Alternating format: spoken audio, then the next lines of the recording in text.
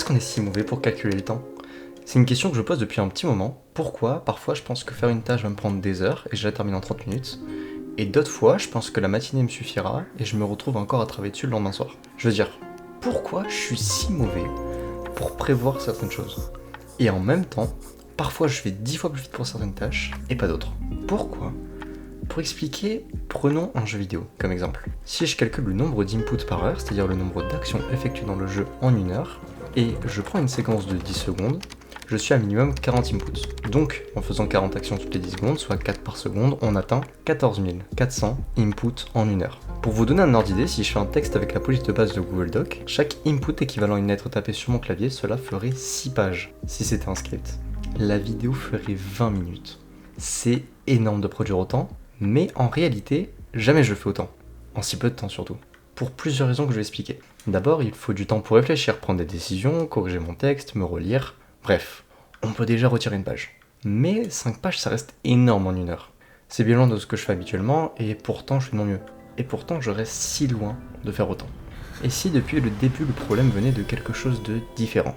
Prenez une personne, demandez-lui de faire le tour d'un terrain de foot le plus rapidement possible. Ensuite, le lendemain, demandez-lui de faire le même tour, en essayant d'être le plus rapide possible, mais à une différence. À la moitié de la course, vous la coursez avec un couteau.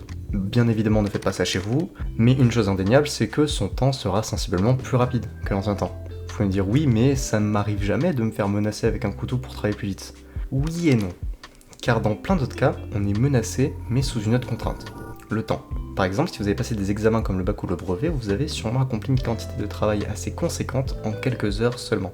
Et c'est souvent la raison pour laquelle on est complètement épuisé à la fin de ce genre d'examen. Pour revenir à notre exemple du jeu vidéo, dans un jeu vidéo, ce n'est pas vous qui choisissez votre vitesse, c'est le jeu qui vous la donne. Si une partie dure 30 minutes, alors vous jouerez pendant 30 minutes. Car c'est le jeu qui vous donne le tempo.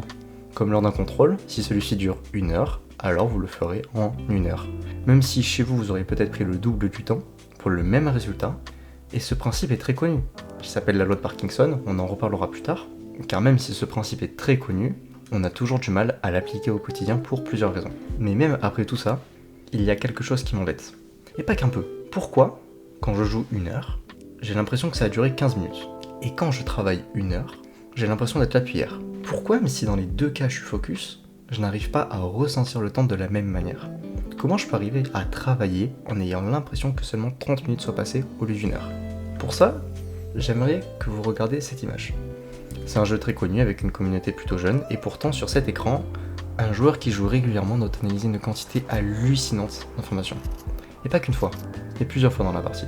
Peut-être que si vous ne jouez pas à ce jeu, vous ne le voyez pas. Mais dans cette situation, le joueur doit regarder son nombre de points de vie et de boucliers pour s'assurer de pouvoir prendre un combat facilement, s'il possède des soins pour se rétablir en combat, si celui-ci est dans une zone, où se trouve la zone, le nombre de joueurs pour savoir s'il est en début, milieu ou fin de partie, les armes qu'il a pour infliger des gros dégâts, et ce n'est pas tout. Combien de matériaux possède-t-il? 200? 1000? 1500? Car selon ce chiffre, la manière dont il doit combattre change. Doit-il farmer des matériaux ou, au contraire, construire pour se protéger? Mais aussi, quel type de matériaux a-t-il? Car le bois est moins résistant que le fer. Mais aussi son environnement. A-t-il la hauteur? Y a-t-il des ennemis à proximité de la zone? Y a-t-il des montagnes pour avoir plus de hauteur? Mais aussi les sons. Entend-il des pas? Des tirs? Des murs se poser? Tout ça plusieurs fois dans la partie. À chaque partie. C'est la raison pour laquelle jouer trop longtemps n'est pas optimal. Car notre cerveau ne peut pas constamment faire ce travail colossal.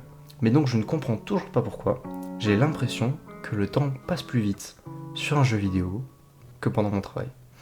Eh bien, c'est l'information. Ce joueur engrange constamment de l'information, tout le temps. Tandis que quand on travaille, on engrange de l'information, mais dans des quantités bien plus faibles.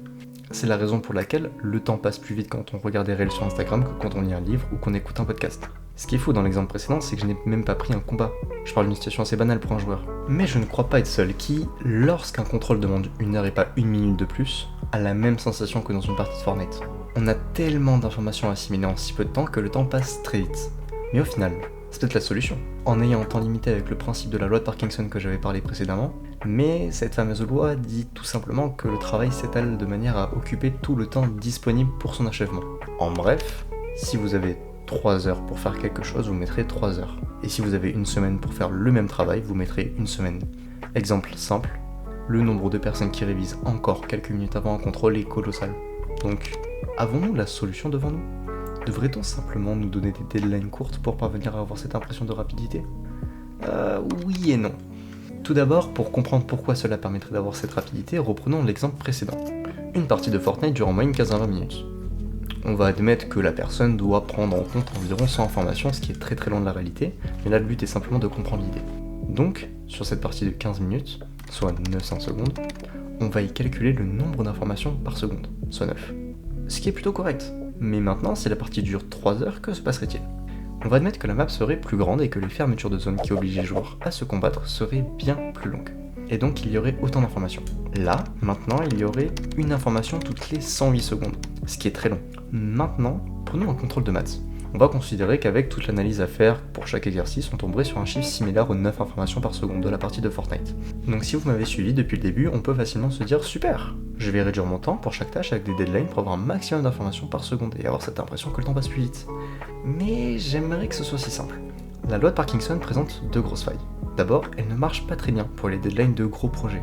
Si vous avez un an pour faire un projet énorme, vous ne travaillerez pas toute l'année, car vous avez devant vous un mur énorme. Vous ne savez pas par où commencer et il est extrêmement difficile de trouver un chemin précis pour passer l'année sans se retrouver perdu. Le deuxième problème, c'est que lorsque nous nous posons nous-mêmes des deadlines, on a souvent beaucoup de mal à les respecter. Car au fond, si on les respecte pas, on n'y perd pas grand-chose. Tandis que si vous ne finissez pas votre contrôle de maths dans les temps, vous auriez une mauvaise note. C'est logique. Mais qu'est-ce qui vous empêche de prendre plus de temps pour faire vos devoirs ? Ou d'avancer sur votre projet personnel ? Rien.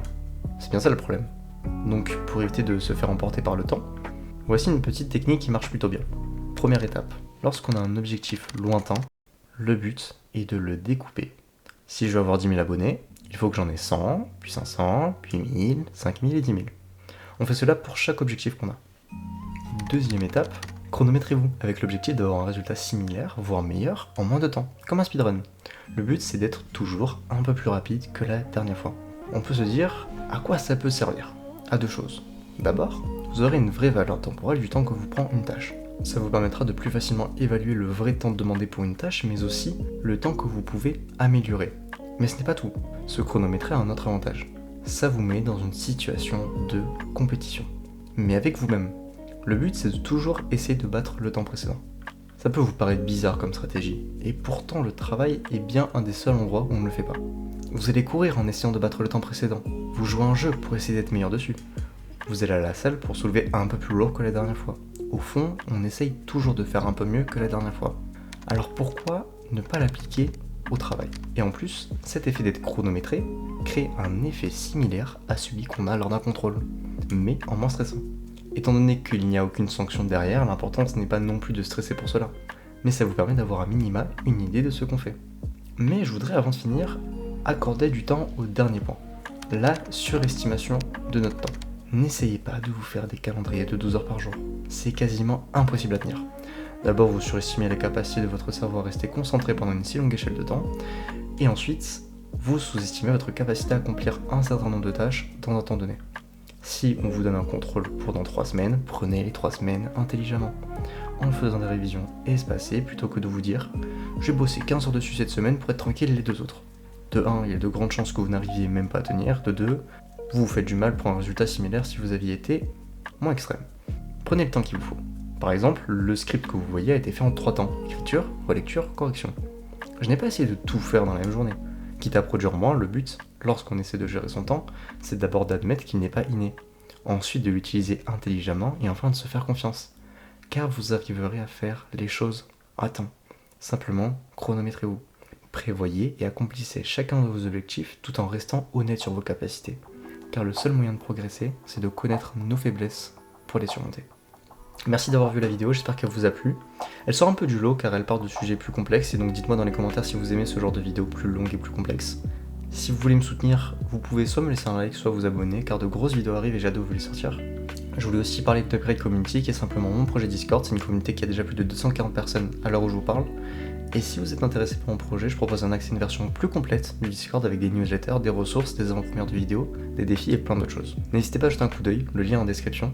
Sur ce, je vous dis à la semaine prochaine. Je remercie Bobby pour le montage de cette vidéo, tous ces liens sont dans la description.